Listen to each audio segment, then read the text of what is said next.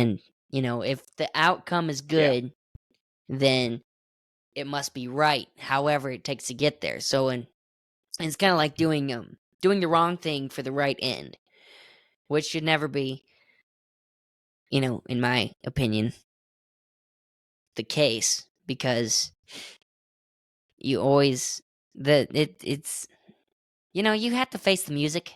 You know what I mean? So if you messed up, Yeah. then you need to Yep. admit Yeah. it and do what's right anyway. And if you Yeah. have to take the pain, then take the Yeah. pain and move on. You'll be fine. You gotta serve God first.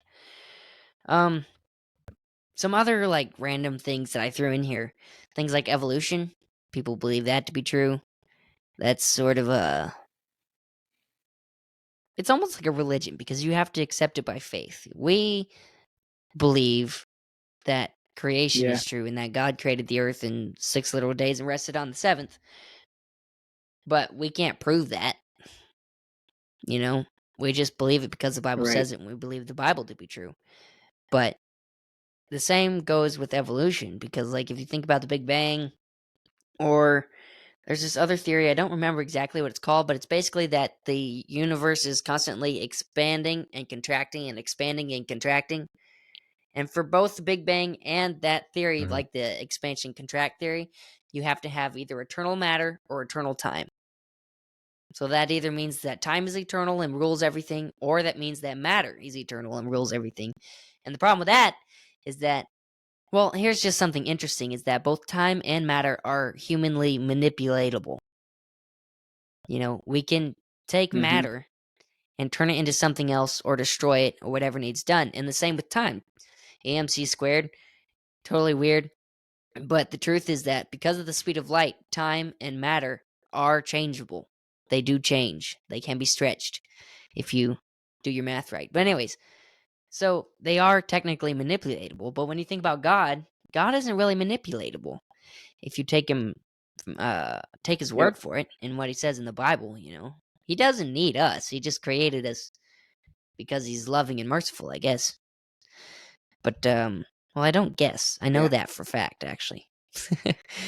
Should make that There you go. very clear. Let's see. We already talked about that. Some other things people believe are as truth, or how they use things to live their lives, is things called a system of living called where is it? Cultural relativism. So whatever your culture says, that's what is true. So if your culture says that it's okay to be cannibalistic, then that's fine Mm. and totally okay. Obviously, that's not fine and not okay. I mean, the Bible says, "Thou shalt not kill." That's pretty obvious. There's an axiom for you. But and like you think about here's just an example. But Nazis in the Nuremberg trials, they were like, "Well, it was that's what our government told us to do, and so we thought it was okay or whatever." That was their excuse for their actions. Yeah. And that's an example of cultural relativism, is like, well, we think it's okay, so it must be fine. Well, that's not true.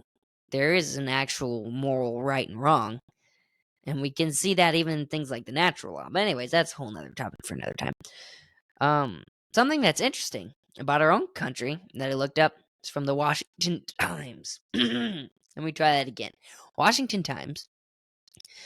I'll put a link in the show notes to the article. It says newly released data from pollster George Barna.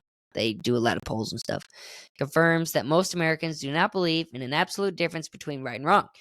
In other words, most Americans don't believe that right and wrong are clearly defined. It's just kind of a gray area, and you can do whatever you want if you can justify it, I guess. I don't even know how Yeah. that Well, works, to be honest. Yeah. But anyways, Starting to be evident, to be honest. right.